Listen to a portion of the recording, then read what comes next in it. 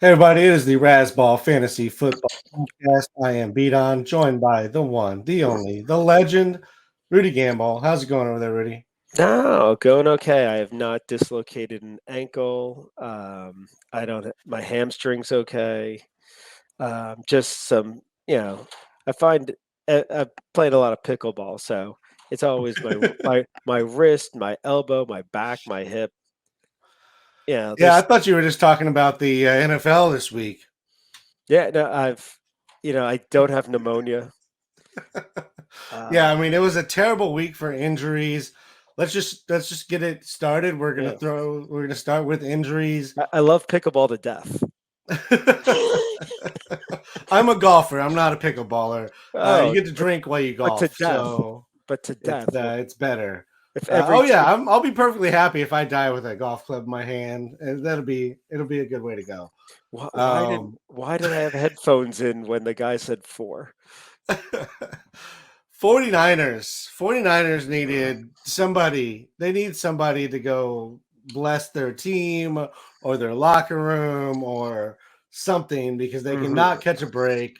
They've already been dealing with injuries to the wide receivers. They've got they lost Brandon Aiyuk for the season. He's Yeah. out with a torn ACL, MCL, and then Debo. He has pneumonia. There's no current timetable for his return. I'm just gonna get my asshole of the week out of the way right now, and it's Debo Samuel because he was active for the game. I believe he played all of 3 snaps or so, and then left the game. So that was really fun for everybody He that owned he Debo. had wet lungs. I It, mean, I understand why he didn't play, but they could have just said inactive. He could have said, "I'm sick. I'm not playing." Like, yeah. why? Why did they have to have him active? I mean, that hurt them too. Now they're down a player on the roster that they clearly needed. But anyways, Yeah, what do it's we? well, I mean pneumonia, I think I wouldn't be even I wouldn't be surprised if he plays this week. Um, but if not, I think the week after. Um, but obviously the Ayuk thing is rough. Um, yeah, we probably will, might not see him till the middle of next year. I'm sure we'll hear this stuff in spring. Maybe he'll have like one of those things like Jonathan Brooks this year. Because I want to say, yeah, maybe it was a little later, but it was around this time of year when Brooks hurt his knee for Texas last year, and it was like, oh, he's gonna be back. Oh, maybe he misses like a couple weeks. They probably won't put him on IR. Oh, they put him on IR, but he'll be off right away. And it's like, so, um, I mean, the Shanahan offense, even with the 49ers, was still pretty good with without very good wide receivers, or they've made guys that seem like okay wide receivers look good. I mean, granted, like Richie James was like 1 or 2 weeks. I remember the Kendrick Bourne uh, breakout. Um, Pearsall's back. Yeah, I mean, I saw someone put it on. Someone had it on Twitter. I didn't come up with it. It's like that the 49ers healthiest running back got shot in the chest 2 months ago. But I mean, I don't. I'm not super bullish on Pearsall. I think and Jennings also has a hip issue. Um, but Jennings went crazy that one game. So I still have general faith in this offense, but it doesn't feel like the 49ers year, does it? It really doesn't. I mean, things just can't really come together. I mean, there's plenty of time. There's plenty of trade candidates still out there that Mm, they can go and reinforce. But just health wise, like last year, they stayed healthy for the most part. Debo was banged up here and there, but he was there when they needed him. yeah. It just falling apart kind Yeah. of piece Yeah. by piece here. I think I'm a little more interested in Jennings and Parasol than it sounds like you are. but I'm not. Obviously, they're not Aiyuk and Debo. Like they're gonna put on more but they should. traditional stuff. Right. I'd like to see something. I mean, Jennings is, if he's healthy, is a must start now. I mean, Pearsall, I'd just like to let's see how he does. Yeah, because you just never know what a wide receiver can run. So I don't know if 40, but he'll probably end up doing okay. Yeah, but not great for 49ers. Luckily, that was the only injury. That Ayuk's the only wide receiver to get injured last week, right? Oh, the only one across the league. Yeah, absolutely. I mean, nothing else bad happened anywhere else. Like DK Metcalf definitely didn't have a minor MCL sprain. It doesn't sound like it's serious. They're calling it minor. They're calling them week to week. There's possibility he starts this week, but I don't know. Assuming he misses this week, it just feels like he's not going to play this week. Does JSN become a must start? Lockett, does he become somebody you're looking at, or is he now losing too many snaps to Bobo, or what are you thinking? I mean, yeah, without I'm looking at right. So for half PPR right now, I have them both as like borderline WR3s. I like they're 36 and 37 for me. Smith, Najigba, and Tyler Lockett. I'm not too worried about Bobo, I think, but you're not gonna. So I think I'm just not super bullish that Seattle's gonna have I feel like they're just gonna run a little bit more, but they'll be fine. For the most part, I see them as starting in your WR3 or your flex. Lockett. I mean, I think that his time to be great is gone, but he's just been so good all these, for a long time. So I mean, feels like his floor is okay. I don't know what to make on Smith Najigba. He was great in Ohio State. Maybe this is it. I don't know. But he does feel like he's on one of those all-stars of Twitter analyst hype. Like the type that can't miss. And then when they do miss or they totally underperform, the coach is stupid or the quarterback is stupid. And it's like that. We're not playing like skill in a vacuum. We're playing put up stats. Yeah.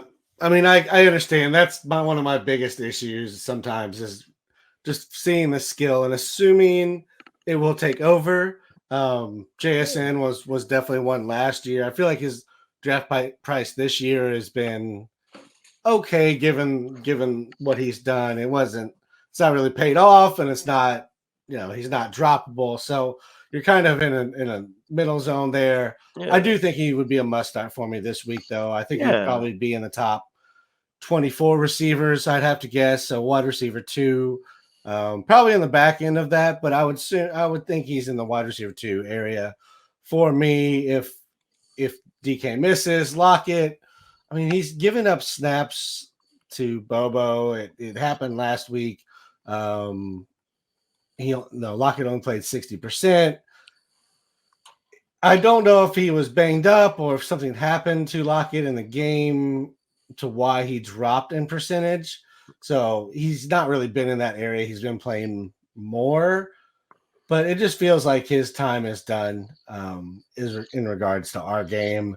And he doesn't get any yards after the catch. So it's really like PPR or bust. Which is weird given that I feel like that was his strength coming into the league. It was. And that's how I think he got the job, but then he became a route runner and got paid. And now he doesn't want to take hits.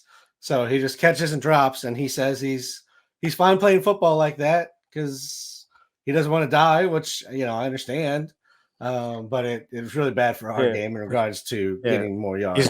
He's no Tua. I mean, that's possibly why he's losing some snaps here and there. Just he's not willing to put his body on the line and go over the middle and catch some things, or it has to be thrown in the ground. That limits what they're able to do to some extent. Right. But Okay. So okay, what do we got next? moving on, we're going to talk about a guy coming back from injury, and that is Cooper Kupp. There are rumors about him going any number of places. Wow. For this week, we're going to deal with him, assuming he's staying on the Rams for now, because that's where he is as of this recording. I mean, he's a must start, right? If assuming he stays with the Rams for this week. Yeah. I mean, yeah, right now I have him at I have him at 20. I see consensus has him at 9. I mean, yeah, I don't know. I tend to be a little more cautious coming back from this many weeks. Would be crazy if he gets traded. That would be surprising, but I admit that the Ram offense the McVay magic does not look too strong right now. No, they're kind of banged up and they're bad, so it's just a bad combination of things. Like the Niners were good and are banged up, and they're kind of limping along still. The Rams were already kind of limping along and counting on a lot of age to carry them, and they didn't. But yeah, assuming Cooper Kupp stays with the Rams this week, which at this point, if he doesn't get traded tonight, which is Wednesday night as we're talking, I don't know that he's getting traded this week. I mean, it just feels like any team that's going to trade for him wants him in earlier than now to get him prepared. Plus, they're the Thursday night game, so he's going to go out, play one last game for the Rams, and then probably get moved. There's also talk of Stafford getting moved, but we'll address that when it happens. For now, you're starting Stafford if you've been starting Stafford. Probably a bump because he gets Cooper Kupp back, and that's generally been a good thing for Stafford. But he's been pretty awful this year, so hopefully you aren't in the position where you've been having to start him. Right? Yeah. No, I would probably treat that team like he treats wide receiver targets toward the end of a Super Bowl. No look. Yeah, absolutely. The only thing of value is Kyron there, and he is awesome. Let's move over to Tampa Bay, where there's even more terrible news. Oh man, Chris Godwin. I had him on both Razzball and Fishbowl. I don't know, that was one where my model was right. I think it was pretty much that team. There was no strong WR3, and they're gonna pass, and it's all true. But dislocated his ankle. Yeah, he's done for the season. There's no Godwin at the rest of the season. So, along with Godwin's ankle injury, which happened in garbage time when the game was, I'm not going to say we haven't seen 10 or 11 points put up in a minute, but they were chasing really, really aggressively at this really impossible thing to get. So Godwin gets injured in just complete garbage time. Mike Evans reactivates his hamstring. They're calling it a moderate hamstring injury, saying he's going to be out through the week 11 bye is the plan, assuming everything goes right. It's just sure enough he's not going to go to the IR, which won't clear up space for fantasy purposes or for the Bucks, which seems really weird. Like, sit him out one more week, not a big deal. They're probably not really going to be competing, if we're being honest, without Godwin and Evans. So let's talk about, I guess. Go ahead, sorry. Yeah, no, because without those, that team really had a net, needed both those guys a lot. So the guys left. If there's any of them that interest, Shepard is solid. They do have there is an Oklahoma connection between him and Mayfield. I forget if they ever played together though. But I mean, I'm interested to see if McMillan does anything. He was a late pick of mine in at least one league. He was out in Washington last year. They had that great offense. He was pretty much I forget if it was the 2 or the 3. I mean, clearly Adunze was the WR1, but both McMillan and Polk, who's on New England, flash. I think one of them was out for a lot of the year. I mean, I still think this team wants to pass. I just, I mean, and Bucky Irving's questionable. I mean, I wouldn't be surprised if they get him a little more balance now, but I could see. I'm curious to see McMillan. I would definitely be a stash. I'd put him in stash category. Shepard, I think the ceiling is so low. I think you're praying for a touchdown with him. And I don't know with the Palmer or Miller. Do you have any convictions on this group?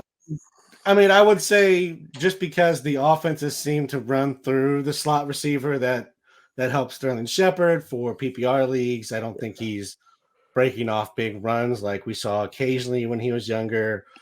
Trey Palmer got the most snaps.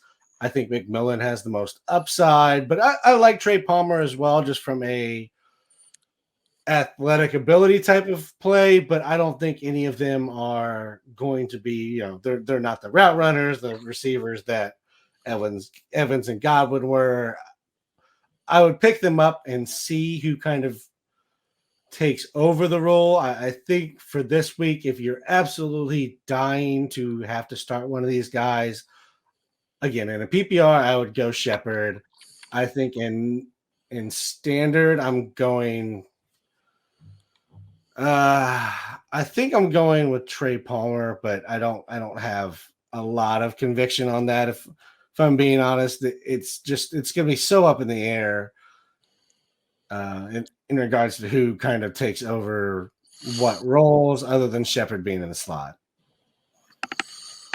Yeah. I would agree. They probably want to run or pass more than run, but they're probably going to have to rush a little bit more.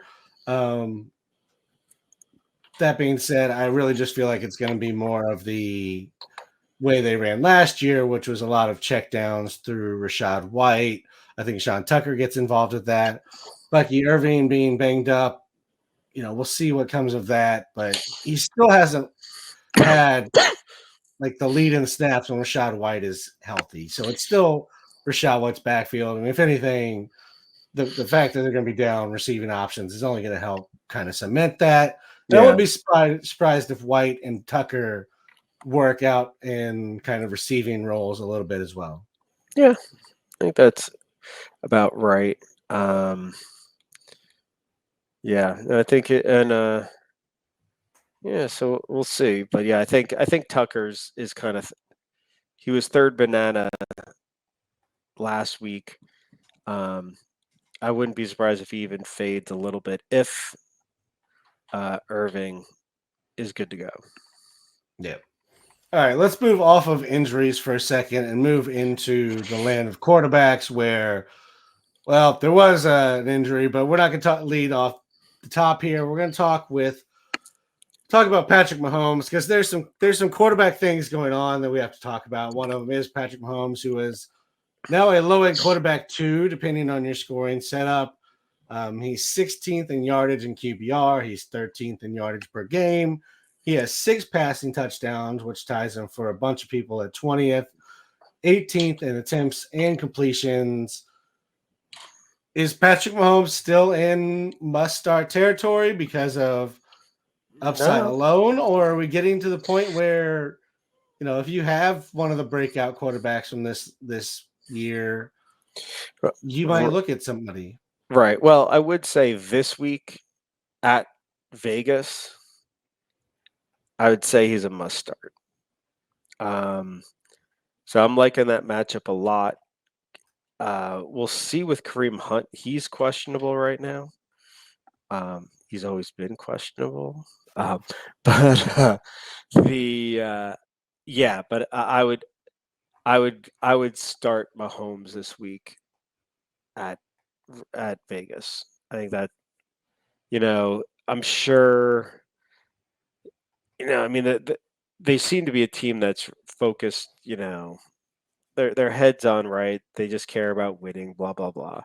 But I'm sure they'd like to put a little bit of this stuff to rest and have like hook them up, get a couple passing touchdowns. So, Yeah, but maybe a but nice 40 burger here. yeah, but rest of the season, like I don't. I think you could all. There's so few quarterbacks.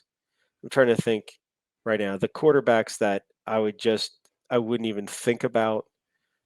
I mean, it's Lamar, Josh Allen, Hurts, and at this point, I'd be afraid to not start Jordan Love. It seems like he puts up 4 touchdowns a game, and then if you wanted to throw in like Burrow or Stroud, I wouldn't argue. But you know, but yeah, I think if you got someone who's ranked better, start him. But I would, I have Mahomes at 4 right now for the week. We'll see where it ends up, but it feels a little bit fated to happen. Okay, would you take like Jared Goff? I mean, not for the rest of the season. I mean, I think Goff, you're gonna have a little something similar. You're gonna have some bad weeks there, and it might not be that Detroit itself has a bad week, but just like the quarterback that it's just a running. All the points are in running. So I don't know. I mean, it's one of those. I wouldn't drop him. So it's just a week to week thing. This week I'd rather have Mahomes. Could very well be next week. I'd rather have Goff. Okay. I guess is the difference in Goff and Mahomes enough that you would trade Mahomes and get Goff plus something useful because of the perceived difference between them, or are you still just hanging on to Mahomes unless you're getting something like a starting running back? Then so be it. But right, if you got something good, I guess. I mean, it's in there's assuming redraft, right? Yeah. I don't see why. I mean, I don't. It's hard to see it becoming a massive, him turning it around and going classic Mahomes with this wide receiver crew, and the fact that Kelsey seems to be a little bit diminished. So that's fair. I mean, let's talk about Kelsey since you brought him up. I mean, we thought he might be turning the corner after 2 good performances. Then he gives us 4 receptions for 17 yards. I mean, is he just entering kind of touchdown dependent tight end world? Like he's still probably as a tight end 1, as in he's 1 through 12. But that's, that doesn't take a whole lot in our game to be tight end 12. Yeah, I mean, he had those 2 games with 9 and 10 targets, but now it's down to 5. I mean, yeah, my thing's no. I mean, I haven't missed TE5, but that's in a week for this week, and that's in a good matchup. So yeah, definitely a starter, but he's kind of really just in with a bunch of guys that we would not call great. But I don't know. I mean, I mean, at some point you look at the tight ends and you're like, right now I have it Kittle 1 for this week and Bowers 2. I mean, and the question is, you're like, I mean, I don't know. I guess I have to look at McBride. I have him at like 4. But there's just not that many tight ends you're going to jump on you're not going to with Tom Cruise jump on a chair kind of thing. It feels like it's pretty much like Bowers and then maybe Kittle. Kittle's been great. And and it feels like, I mean, they're only going to seemingly rely on him more. So I feel, and McBride, I haven't been tracking as much. He definitely didn't continue like the craziness of the end of last year. But I mean, his No. last 3 games, 7, 8, and 9 targets.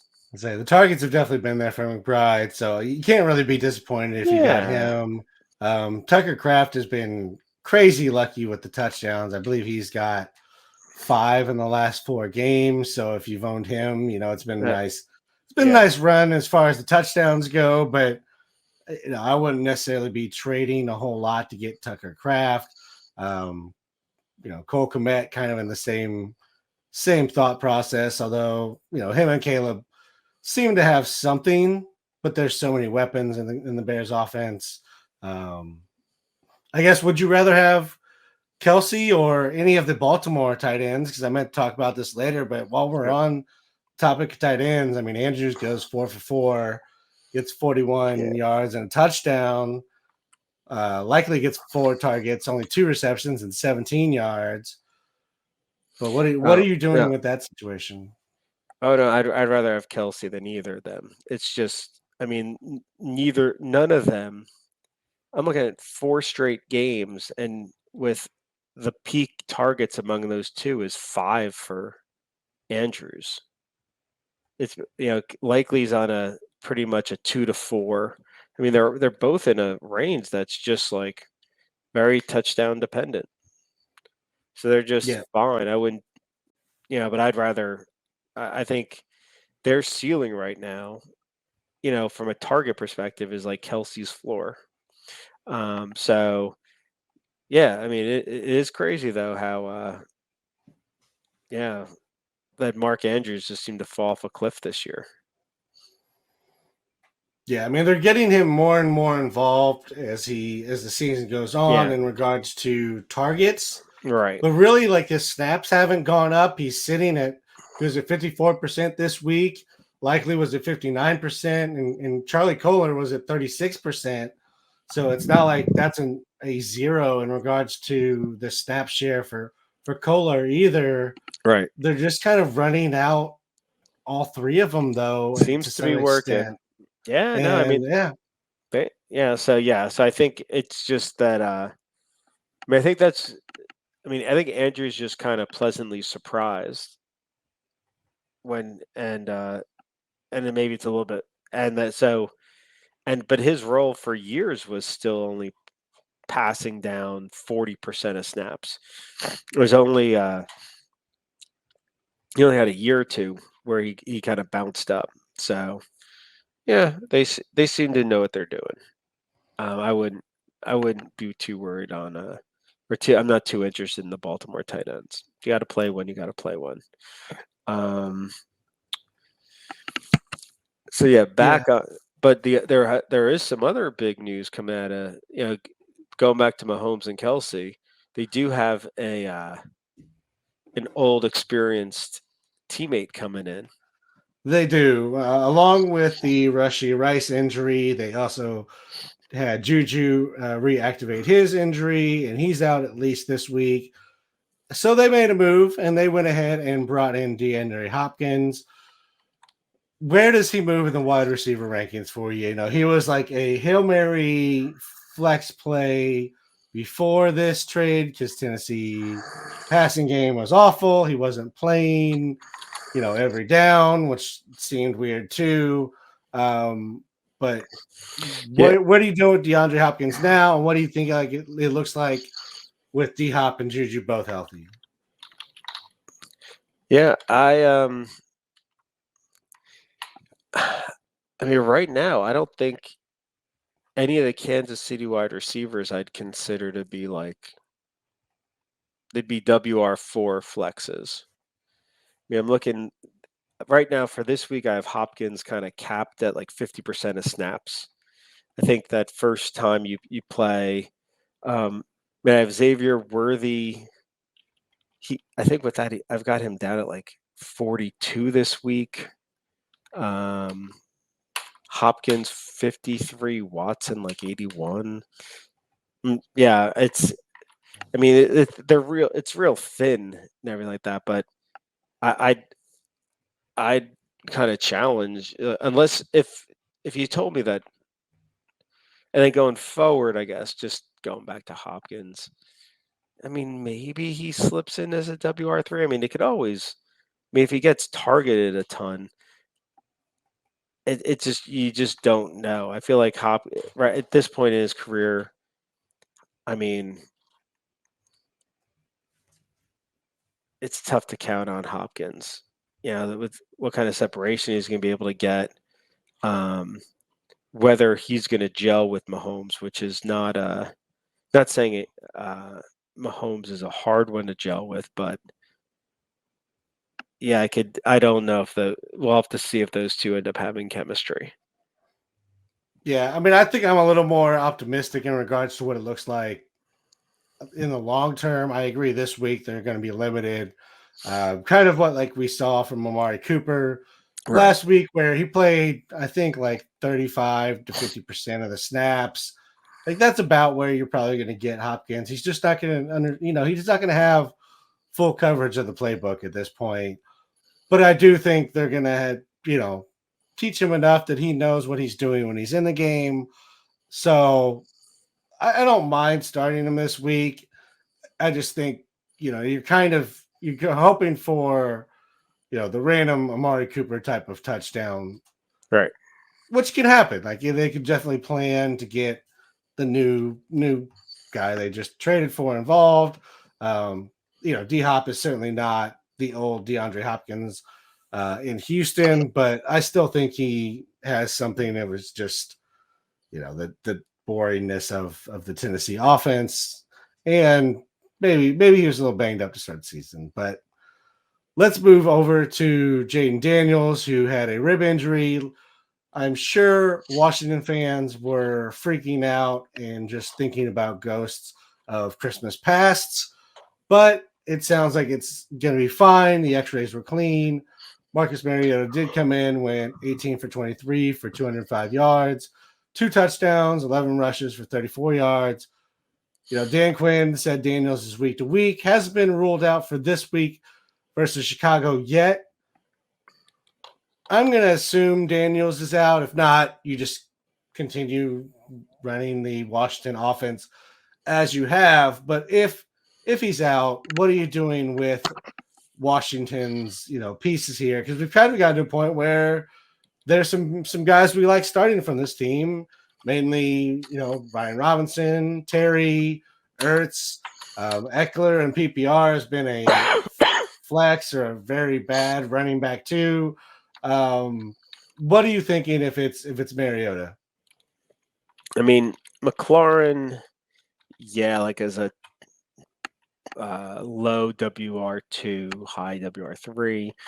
Ertz is real borderline, like TE15. I have him in going into the thing. And then the tough thing with the running backs is just, I mean, I'd say they're both potentially flex plays. I'd probably be more interested in Robinson, thinking they might run a little bit more, but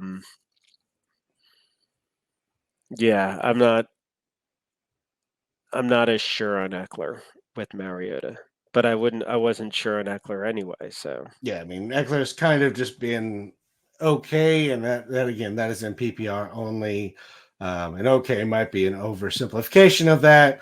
So yeah, I think you're like you said, you're starting Terry for sure. You're starting Brian Robinson because he's been very good this year. After that, I mean, Ertz, I don't hate starting, but you're in that realm of tight end hopefuls, and just know that you're in there. So it could work out, it could not. I do believe Chicago's not traditionally been great against tight ends. And I believe that's carried over into this year. So you could do a little bit worse than Ertz, but I'm not really looking at anybody else in this passing offense. Over in Pittsburgh, we're back into Russ territory. Is it time to let Russ cook again in Pittsburgh? George Pickens went 9 targets, 5 receptions, 111 and a touchdown. Najee has back-to-back 100-yard games. let's start with George Pickens because he seems to be the obvious beneficiary here. Where does he jump among receivers rest of season after being pretty useless and hit and miss up to this point? I mean, I think I'd have him in like the top 20, um, which is it's surprising because yeah, I mean, I had him benched last week in a league, but I'm looking and it's like all of a sudden I have him as WR11 right now for this coming week. Granted, Giants, at home should be a decent matchup. But yeah, there's that. It does change things where, I do think Wilson will give him some jump balls. It's really hard to picture any other kind of route to success with Russell Wilson. Yeah, would you rather have George Pickens or Garrett Wilson? I'd rather have Pickens because there's a fear that Davante Adams is gonna take away a little bit of Garrett Wilson stuff. But I think Wilson probably is a better floor. I mean, you said all that 9 targets, he only had 5 catches. So Pickens right now does have a really high target share for his team. To be fair, Garrett Wilson had 9 targets, 5 receptions as well this week. So, yeah, I think it's that. I don't think. But he also dropped 2, so it should have been 7. Yeah, I think it's more that Pittsburgh isn't throwing it a lot. That gives me that. So the target share for him to get to 9 targets is a lot. I'm just taking a quick look to see if I could see what I mean, they hadn't been throwing. They definitely threw more in this game. So season long may not really be, accurate portrayal for Pittsburgh. Right. But yeah, I mean, I think I'm going Pickens in half or in non. I think in PPR I'd still go Garrett. Okay. Because he's going to get PPR. He also still has, the big play capability. He can take, a screen to the house at any given moment. But I think Pickens is going to have the big plays there to make up for, some of maybe the lack of passing, volume. Because other than Roethlisberger, there's not really been passing volume in Pittsburgh in a very long time. Yeah, and even last week wasn't a lot, especially right. But so and yeah, there's not much else to get excited about in Pittsburgh. Besides Pickens and Najee. I remain surprised. We still have yet to see the Pat Freiermuth explosion. I mean, I thought that was a pretty good pick. I thought there might be something there. Maybe we'll see it against the Giants. But so far, have yet to see anything that's particularly exciting. Yeah, I mean, he's fine. I think he's just falling. He falls into the tight end wasteland. I don't think he separates from the pack because it's not a high enough volume offense. He doesn't have a big enough share of it. It just, I think there's a few things going against him in that. Maybe Russ will open up a little bit because teams were just not respecting them deep. They would not, whether they wouldn't let Justin throw deep or whether Justin wouldn't throw deep, regardless, it wasn't happening. So this is changing the offense a little bit. I think Freiermuth I feel better about starting him now than I did before this, but I don't think it's a huge jump for him. I think Pickens is, the biggest beneficiary. I think Najee is going to get some help as well. And he has actually looked pretty good in back-to-back weeks as well. So if somebody's not really paying attention or wants to trade him high, I would actually go ahead and trade for Najee if somebody thinks this was just a random thing.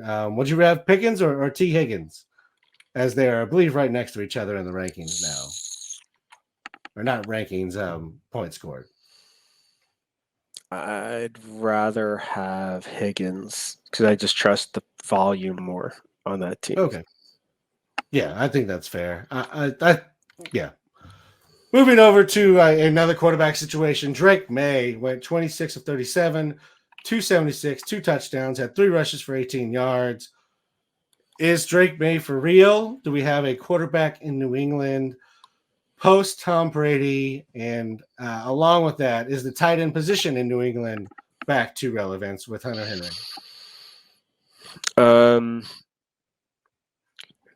I mean, I think it's hard to. I think Drake May in the long term has good prospects as much as one. You know, it's hard to get. You don't want to fall in love with a rookie quarterback. I'm generally bearish for rest of year. There might be. I mean, there's always the potential for like kind of garbage game scripts leading to good fantasy value. But in terms of being real good in real life, I'm bearish. Okay. I mean that there's nothing. It's a weird offense. Like they feel like they've thrown a lot of wide receivers in there, and none of them have really stood out much. So yeah, you might. I mean, Hunter Henry seems okay. It's kind of wait for the other shoe to drop with him, but the guy plays like a ton, so and it's one of the seems like one of the worst wide receiver rooms.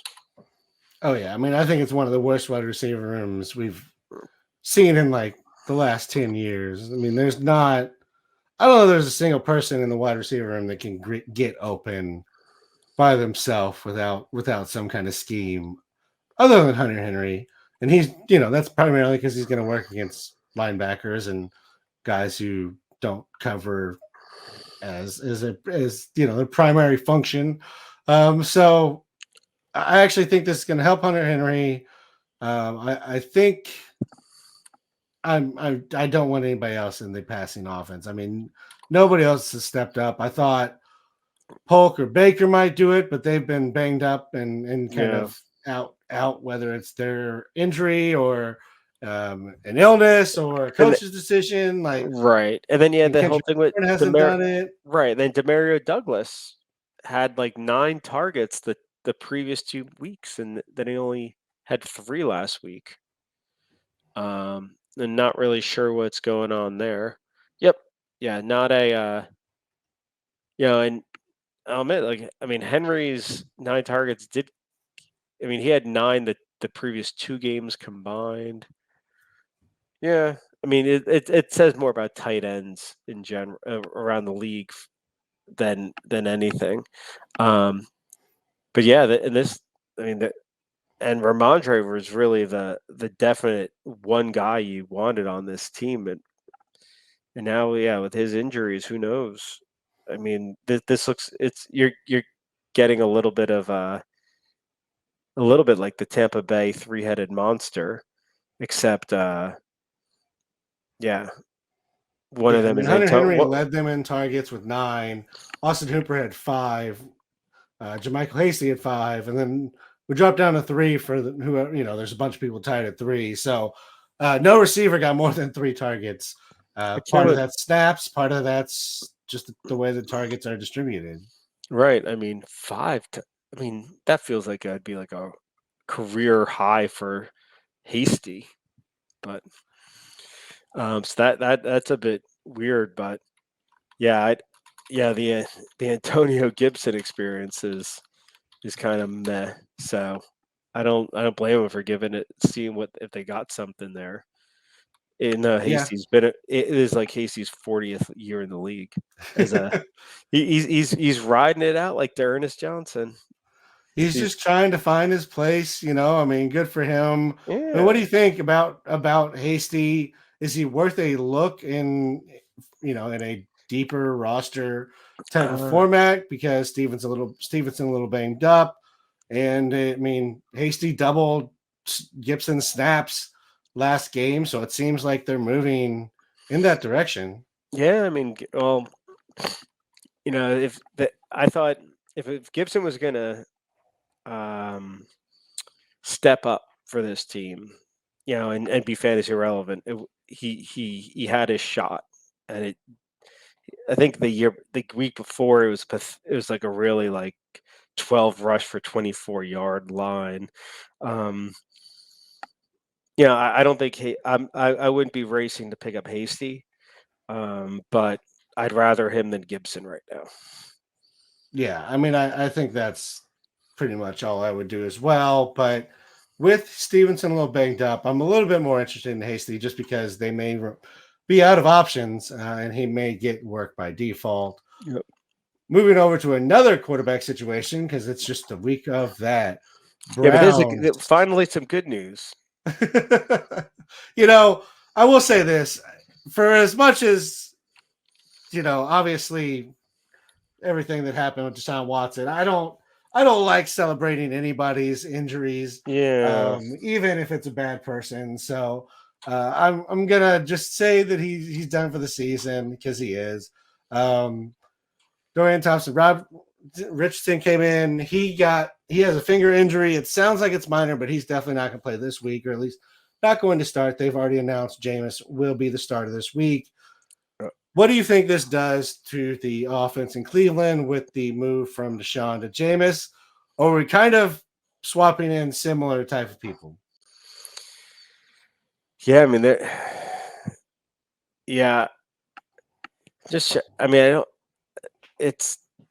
I'm not bullish.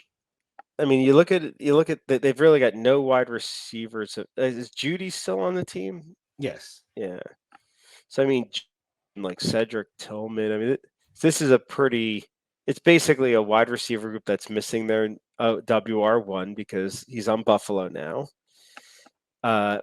Joku's fine. You bring Chubb back. I mean, I picture this one where they might have one big game in them. But, I mean, there's a reason why Winston hasn't been starting. But, so, I mean, I think there's going to be some, whether it be a big turnover game or some pretty meh weeks. Maybe there's one week that Chubb carries them, and maybe there's one week where Winston goes nuts. But I'd see this as generally a low ceiling, low floor offense. Maybe the floor is a little higher because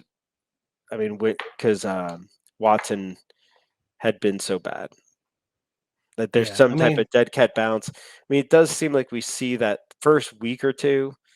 I feel like the Andy Dalton first week or two, and then the Flacco. You're right. I feel like they remind me of old school, like watching like old school tag team wrestling when one guy's just getting the S beat out of him and the other guy's just please tag me in. And he gets tagged in and then he goes bonkers for like 2 minutes. For some reason, he kicks one guy's butt and then the other guy comes in and he runs at him like a ninja and just gets sucker punched right then and there.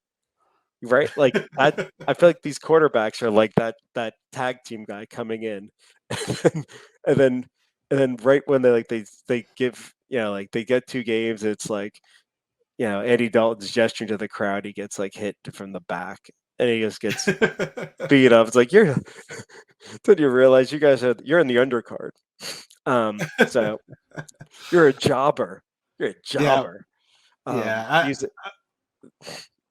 I will say I think there's like 165 million reasons that Deshaun Watson was keeping the job. I know that. I'm just saying that Jameis Winston might have some 1 or 2 game jobber energy. Yeah. Oh, I believe it. I believe jobber energy. He definitely has that energy anyways. He brings, he just feels like a high energy, rah, like get the team going type of guy anyways. Yeah. So I could definitely see a couple of decent weeks. I think Njoku, if he's been your starter, you could probably start him still. Yeah. Judy's he's interesting enough to be a flex play, depending what your other options are, I guess. But that's about as far as I would go with this offense on the passing side. Let's talk about the running back side because you mentioned Nick Chubb returns. He gets 36% of the snaps in his return. Yeah. Pierre Strong Jr. gets 50%. Deontay Foreman gets 13. No Jerome Ford in this one because he's out with the hamstring. Chubb did have 11 carries for 22 yards, so did get the most carries despite not leading the snaps, and he gets the touchdown. Had a reception for 10 yards. I mean, where are you at on starting Nick Chubb? Are you okay with that? Is it begrudging, like flex play start? Where are you at? Ooh, I mean, I can't begrudge it. We all love Nick Chubb, right? I'm not making any jokes about the Chubb name or like that. It's just like Nick Chubb feels like he's universally respected. He's got like Barry Sanders energy. Like he put up with so much in such a shit organization for so long. Yeah, I mean, if anything, the one thing that we're sad, it's that, but also that the transition to PPR doesn't, he's just a classic runner that he never, so you've got that. But no, so I think Chubb, I think he'll move up to like the 45% where he kind of peaks at like 50%. You're always going to, you're going to take him out in passing downs generally. He's kind of just a smaller version of Derrick Henry in his own way, except no, I think that's a pretty good comp in terms of usage. So yeah, no, I would start him. I wouldn't start any of the other guys. I'll admit that Pierre Strong playing that much in the last 2 games is a bit surprising. I want to say that Jameis Winston wasn't really the best quarterback to partner with a passing game running back. I may be wrong, but no, I mean he didn't really check down a lot to running backs. He's much more of a tight end guy traditionally.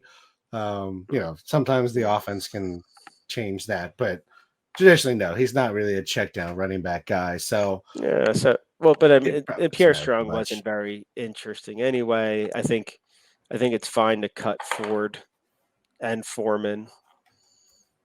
Like, I mean, I think Chubb is the only one that I'd be worried about right now, in terms of owning.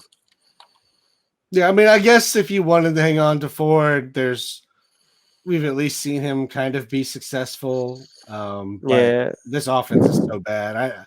I don't think you have to hang on to him. No, I mean, he didn't. I mean, I think it's more a lack of running back depth and in free agency pools. Like you go out to free agency and you're like, oh, what running back's there? And I know you're like, oh, I could. Kyle Juszczyk leads the points in free agency of everybody that's available. So I'm good here.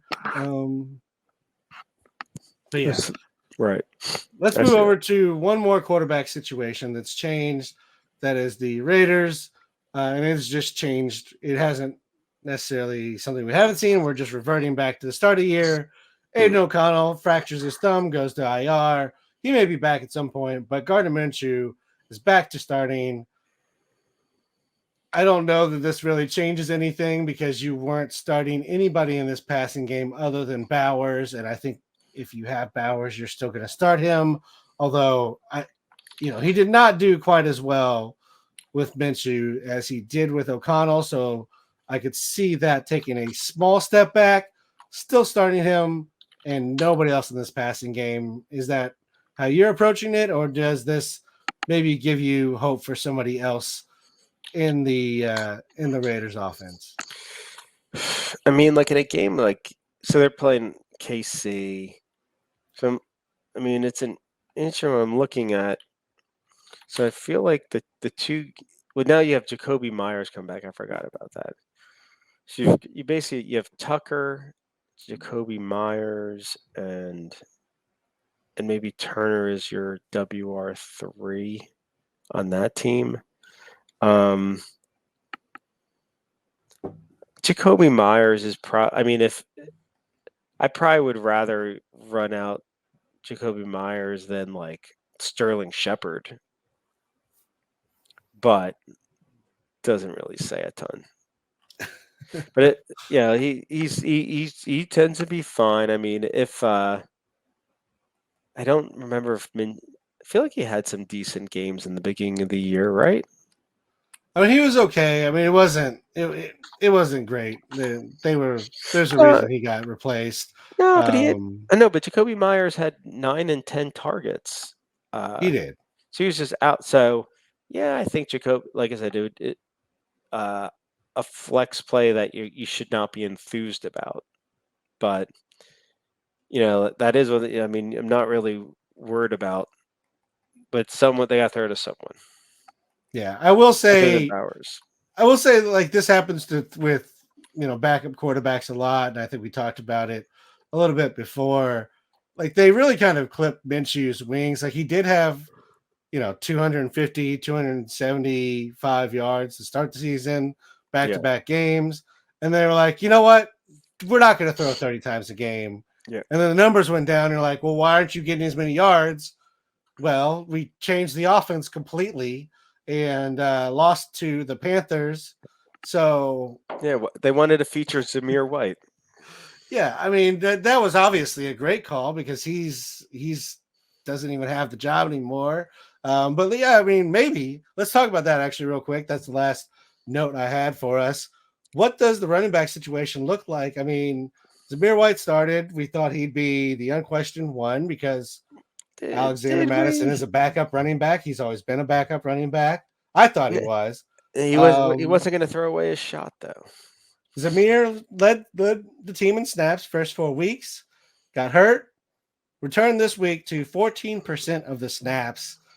Are you comfortable saying this is Madison's jobs, or is this like what we saw in the first 4 weeks and they could just swap back next week and this could be Zamir White's job again? And there's always Abdullah the Butcher in the background. No, I think I'd go with Madison. I think I would think he'll he won't. For now, I have him staying above 60%, but I would think he'll go down to like 50% with Zamir and Abdullah getting the rest. But it's probably saying I'll have to hedge a bit, especially because this game might get out of hand. And so there's just why would Madison have to play 65% of the snaps? Yeah. Well, because Zamir White can't catch anything. I think that's No, but Abdullah can. He can, but Abdullah's not been the guy. Like when they get in that position, Abdullah's just the backup. Like he's kind of the backup to both of them. I thought no. I mean, maybe, but we'll say. Yeah, I'm feeling like I'm capping Madison a little bit this week. The model would have him by default like 65%. Yeah, I mean, I think that's more than fair. Yeah, I think I'm going to put him down at like 60 though. Yeah, that's fine. I'm not saying necessarily he's going to be an 80%er, right. But it does seem like he is the RB1 in that offense. Yeah. And I think part of that is just they can kind of run at anything they want to when he's out there. They can pass, they can run. When Zamir White's there, it's like we're probably going to run, or he's not going to be used for right. anything. That was kind of the knock. I felt like it was kind of like there's a guy, I forgot who the Giants drafted out of Clemson, Wayne something. He went to the 49ers and like disappeared off the face of the earth. But it was the same thing where it's like a one cut guy, decent runner, put up a lot of stats in Wayne Gallman was the guy. Okay. Yeah. So really good college. I mean, Zamir White, I think, had a pretty good career at Georgia. Yep. But it was not a high pick for a reason. And yeah, I think Madison was picked. So yeah, it was a nice mild win if you got late Madison. shares. I mean, the way that the league is going, if you are, if you're not a just otherworldly runner of the football and you don't have receiving ability, Right. you don't really have a place in the game. Like Derrick Henry is one of the last And Nick Chubb, bastions, and Chubb. Like there's a few of them still hanging on. Yeah. But all of the new breed of running back is their dual use. Even if it's just turn around and catch the ball, like they may not be running full routes or over the shoulder catching things, but you have to be able to do a little bit of everything in this game. Yeah. No, I mean, you want to be multiple on first down. Like there's no such thing as a top first two down back. It's like, well, no, that's actually when play action passes work the best, and ideally you could, anything that limits you. We've even seen like Josh Jacobs, like he's evolved into the point where he's now receiving balls like a little bit more than he used to. Yeah, right. Well, it's weird. He was one of those guys. He didn't get that much. He got he didn't get a ton of usage because he was a committee back in Alabama. I thought part of it was just he was like a really good athlete.